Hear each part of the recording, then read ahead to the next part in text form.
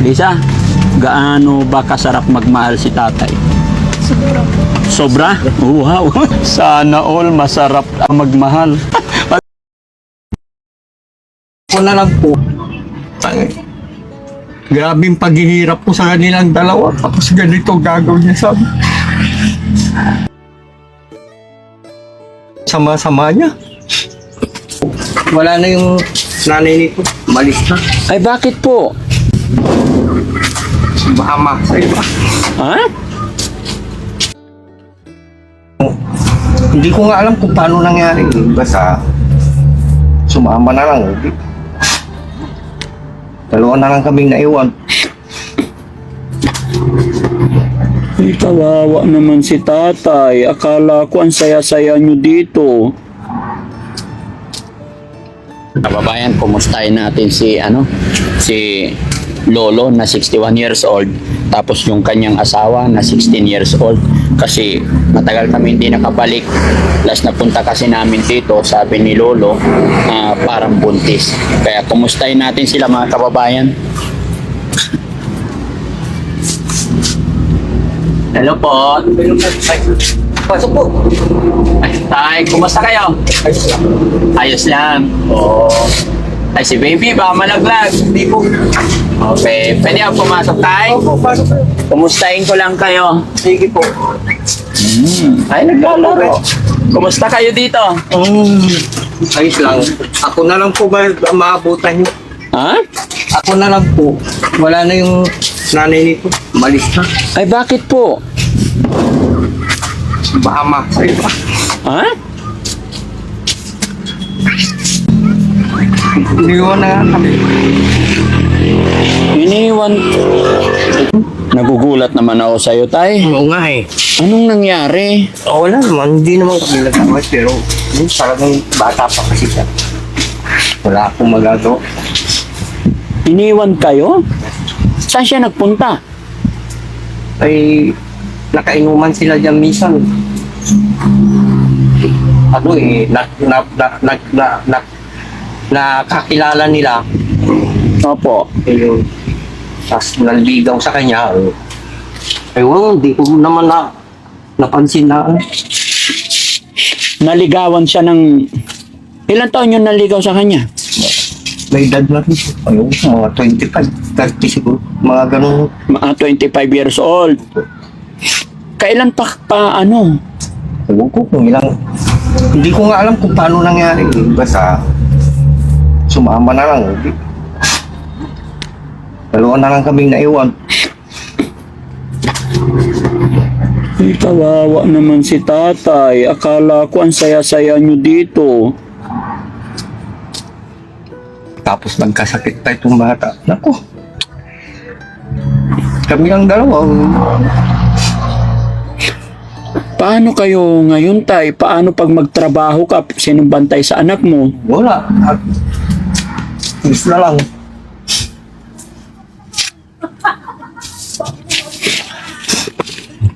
Taga saan daw yung lalaki, tay? Hindi ko nang alala yung lugar nila. Malayo-layo rin dito. Malayo-layo din.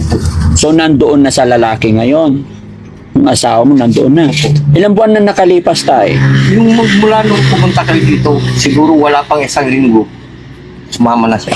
Ay, yung last na punta namin dito, mga 1 linggo sumama siya. Hindi mo ipinaglaban, tay? Hindi mo kinausap? Siyempre, may anak kayo eh. Hindi na. Bakit Kasi po? nung napansin kong nung nag-interview kayo minsan dito, nagulat ako, merong may marka siya. Anong marka? Chikinini ba? Kaya nagduda ako. Hindi naman ako naglalagay ng gano'n. Hindi ko na lang pinansin nung in-interview nyo kami. Anong last na punta namin dito, nung ini-interview namin kayo, may napansin kang marka. Kaya hindi ko na lang pinansin yun. Anong marka yon? Chikinini, sabi niya. Hindi na ako nagparamdam sa inyo. Kaya Dito ka. Yan, kaya pala, no? Pinapawisan tuloy si tatay. Pinawisan ka tuloy. Hindi. Okay lang po. Parehas kami may sakit kasi. Hindi, nung umalis siya tay, sumama sa iba, hindi man lang nagpaalam sa inyo? Hindi ko nga alam na umalis. Hindi mo alam. Nakaya niyang iwanan tong anak niya? Opo. Ewan ko nga po. Ano sabi ng biyanan mo? Wala din silang magawa kasi matigas ang ulo mo. Pinagsabihan din siya, wala.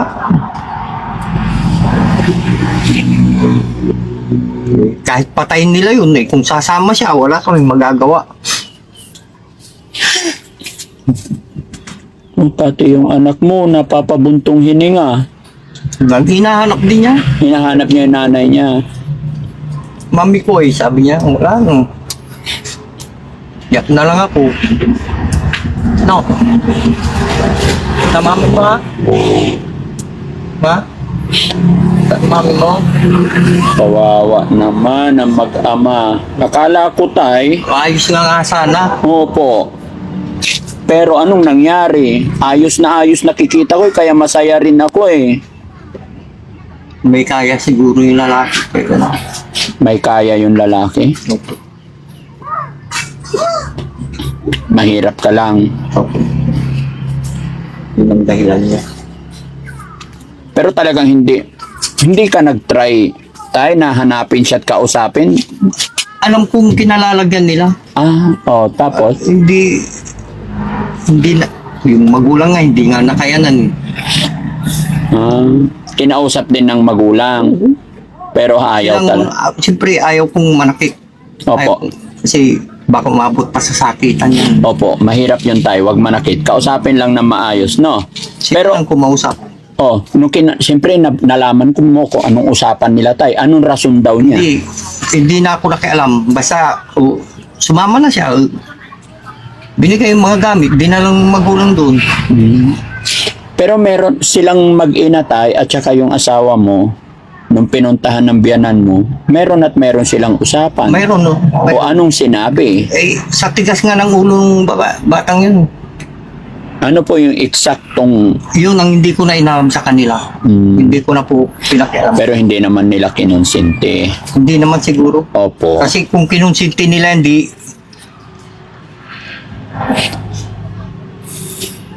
Paano na kayo mabubuhay ngayon? Kasi pag kinonsinti nila, yung konsensya na lang nila sa ako nila. Opo. Mabuti hindi nila kinuha yung anak mo tayo. Hindi nila pwede kunin. Paano kung kukunin nila tayo? Hindi ka papayag. Pagpantay na pa ako, pwede nilang kunin yan. Ano po? Pagpantay na yung pa ako, tsaka nila pwedeng kunin to. Ano ibig sabihin nun tayo? Pagpatay na ako, pwede na nilang kunin. Pero habang nabubuhay ka, sa'yo yung bata. Opo. Hindi ka naman nahirapan ngayon tayo. Dalawa lang tayo. Hirap. Umiiyak na nga lang ako eh. Bakit po?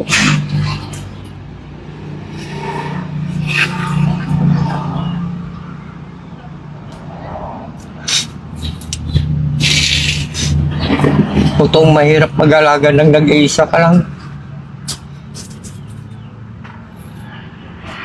Kasi hindi mo siya maiwan. Batang kadisgrasya pa siya. Kasi bata pa nga.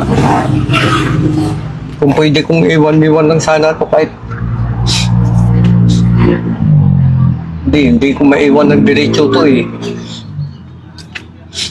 Siya laging nasa isip ko eh. Baka madisgrasya.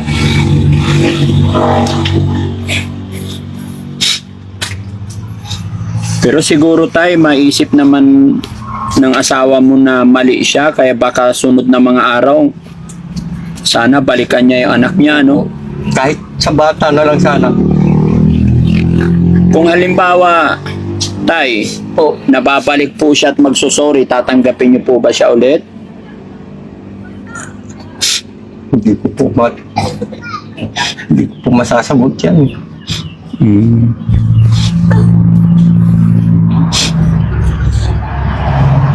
Hindi ba kayo nag-away tay? Hindi po. Pero bago siya umalis tay, gaya ng sinabi mo, may napansin kang marka. So, ibig sabihin, nakaramdam ka na ng ano? Bukod dun sa nakita mong marka, ano pa yung mga nararamdaman mo tayo? Masagot na siya. Masagot na siya sa'yo. Kung ano-ano nang dinadahilan niya. So, ibig sabihin, Pinipigilan naman namin. Alam ng magulang niya na may katigasan ng ulo nun. Kaya opo. pinipigilan namin siya. Hindi lang ako, pati mga pinsan niya dyan. Opo. Ay, wala, matigas talagang ulo niya, kaya gano'n. Kanino daw siya sumama tayo? Sino sinamahan niya? Ay, ayun ko, relatives pa din daw yata nila. Relatives nila yung sinamahan niya.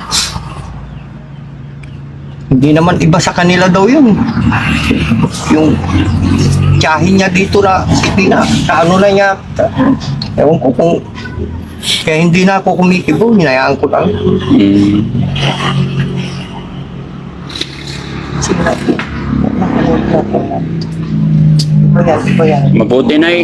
Mabuti tayo na i-manage mo pa ho.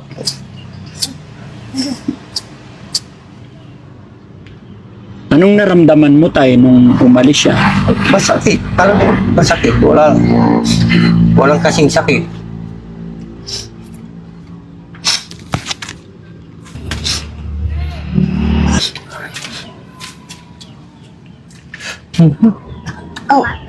Hindi naman totoo yun. Parang hindi. Yung parang lang. Parang buntis lang. Opo. Oh. Kaya nga nagduda ako bakit sinasabi niyang gano'n. Mm-mm.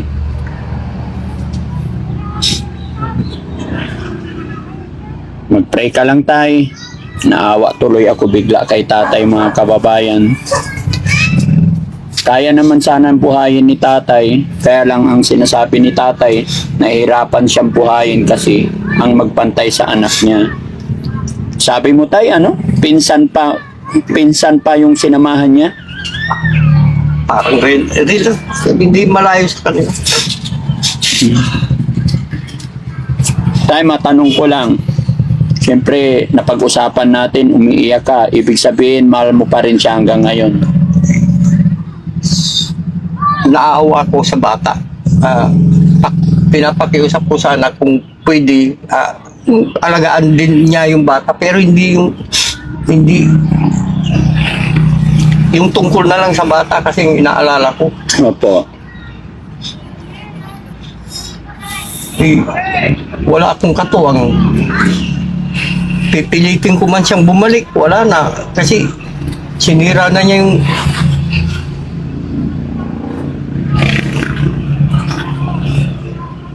Sinira niya yung maganda niyong samahan. opo. Tay, naka-video ako. Mapapanood niya to. Baka may mensahe ka sa kanya. Kasi Sana matauhan siya na yung bata, hindi basta-bastang biro to. Ginawa namin to para alagaan sana hanggang sa lumaki. Hindi yung ababandonahin niya. Iniwan niya lang dito na di man lang. Buti pa nga yung aso, marunong yatang magpaalam eh. Tignan yung anak niya, walang nag-aasikaso, kaming dalawa lang. yung sinamahan niya tay, binata ba yon? Ewan ko po kung may asawa din yata. May asawa din. Ano naman ang mensahe mo dun sa lalaki tay? Kasi syempre kahit sino masasaktan. Parang siya yung dahilan. Bakit nasira yung sasama ninyo? Lalo na sa anak ninyo. Hindi na siguro siya nagtanong. Ang alam niya siguro talaga yun. Hindi po tay, hindi yun. Kasi alam naman yan, bago niya pupuntahan dito, alam naman ng tao na may bahay, di ba? So anong mensahe mo dun tay? Baka sakali matauhan or makonsensya, pabalikin niya yung asawa mo. Hindi Hindi ko na po alam kung paano gagawin. Bahala na po sila. Sila nang bahalang dalawa. Pagtsatsagaan ko na lang alagaan itong bata. Oo tay, magpakatatag ka tay ha. Po. Dito na lang ang dahilan bakit gusto ko pang mabuhay dito. Para sa anak nyo po. Dito ko na lang ibubuhos yung pagmamahal ko. Opo. Nagiging pa. Ilang taon na si baby tay? Magpupur po. November. Magpupor. Opo. Tay, i-upload namin to. Baka sakali maisip ng asawa mo or yung sinamahan niya. Naisuli siya. Opo, para alang-alang na lang sa anak. Siyempre kawawa yung bata, unang-una. Baka may gusto kang iparating sa kanila. Sige tay, manawagan ka dito po sa camera. Kung sakasakaling naawa siya sa bata, pero palagi ko hindi na siguro siya maawa kasi alam kong may kalukuhan yung nanay nito eh. So, pero kung maiisip niya na balikan yung bata dito at alagaan, wala akong problema sa akin yun. Yung pagsasama naman nilang dalawa, hindi ko alam kung anong pinaplano nila. Kung mabitawan man ng lalaki, may papaubayan niya sa bata, okay lang. Pero kung hindi na niya may paubaya si mama nito, bahala na sila. Bahala na silang dalawang magsama. Hindi na kami maghahabol ng bata. Para sa amin na lang to. Grabing paghihirap ko sa kanilang dalawa. Tapos ganito gagawin niya sa amin. Hindi ko naman siya pinapabayaan kahit na itanong nyo dito sa mga kapitbahay namin lahat mula umaga hanggang gabi. Hindi ko sila pinapabayaan. Yung pagkain nila na tuloy-tuloy yan. Laging nakahanda sa kanila.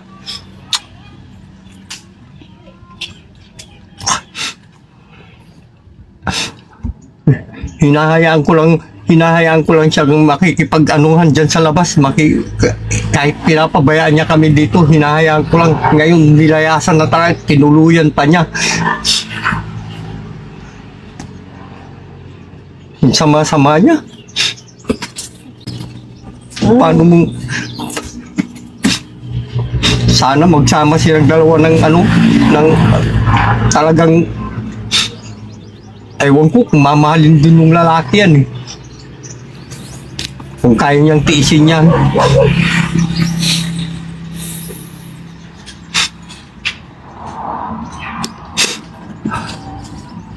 Pagkatatag ka tay, huwag kang mawala ng pag-asa, no?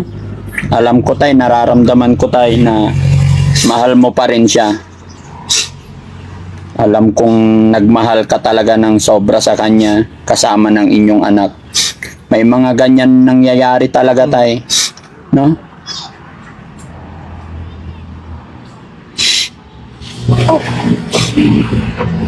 Iniisip ko lang tay, paano na ang buhay ninyo ngayon? Paano mo siya alagaan kung